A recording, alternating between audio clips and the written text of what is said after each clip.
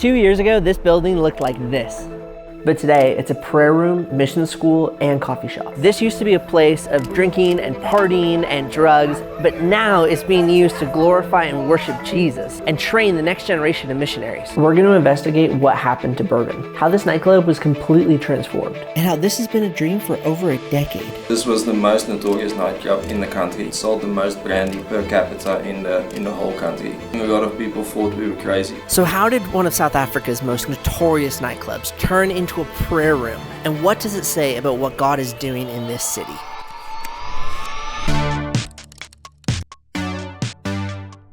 To start, we need to look back to 1995, where in the center of Potchefstroom, South Africa, Albert Bothman started this club called Bourbon, more specifically here on the Bolt. Now, when Albert founded this club, his intention was to build a place that university students could come and have community and fun. And at the beginning, that's what happened. Potchefstroom is home to one of South Africa's largest universities, NWU, with a reported 30,000 students enrolled. Because of this, Bourbon, which was located right near the university, started to gain a really great reputation among the students. But in the 30 years since Bourbon opened its doors, the reputation of the club and of the whole street has dramatically declined. So this whole area is full of clubs and bars, and this is where all the students hang out, and it's been like this for the last 40 years. But in the last decade, this place has really become dark. This is Hoya. He's a part of Fire and Fragrance, a mission training school focused on the unreached, prayer and worship, and mobilizing the next generation. He oversees all the building projects, and he told us what this process actually looked like. When we started negotiating for this club, the police also told us that for every one crime in the city, there's multiple just in the street on this area. And the people that frequented these streets were just pulled here by everything that was happening here. In the last 10 years, this area's crime rate has risen dramatically, with some numbers as high as 25%, mostly localized in places like the Bolt.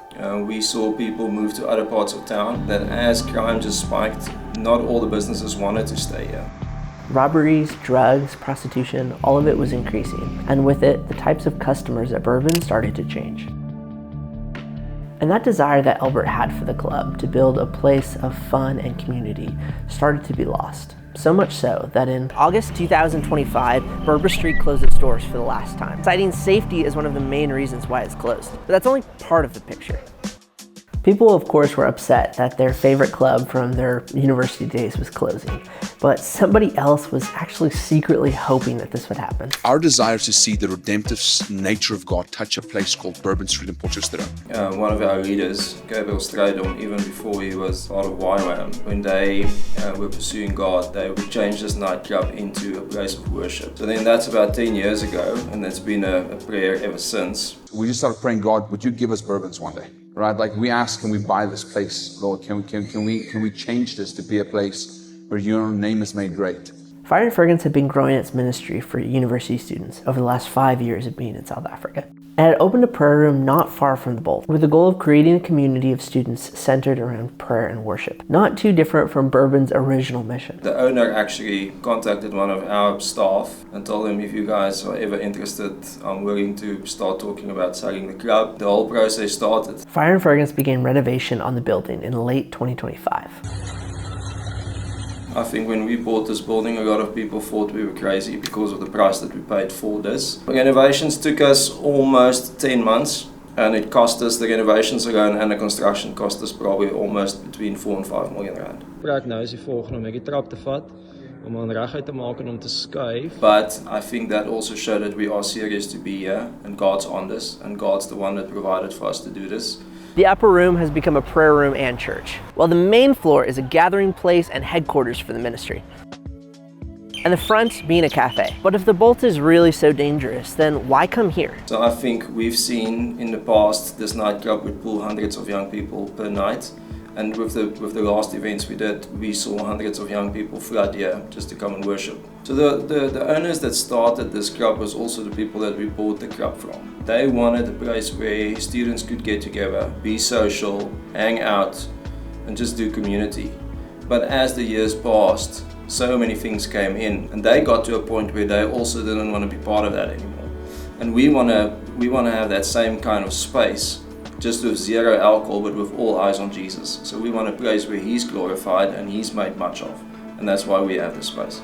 Our dream for this whole street is that this whole street would be redeemed and reformed and revived. We would love it if there's more businesses that can buy into this, and I think since we've bought this building, we have seen a change. Little shops being opened again, community being formed. We want this place to be safe, so students can be here, having community, hanging out, and not being worried about what's going to happen. Fire and Fragrance isn't just renovating a building. They're working to rewrite the whole story of the Bolts. So I think in this town, I think it does send a message that God's worth any price you pay to be obedient. And I think that is a clear picture of we are in a setting where there's students that's hungry for truth and want to meet Jesus, and we want to give them a place to do it. This building is just the start to see this whole street transformed and this whole city changed. I'm building Mission Explained to show that mission stories don't have to be boring. If you want to help me do this, consider subscribing. This is only the beginning. You could say that you're part of it from the very start. Anyway, that's all from me. Until next time.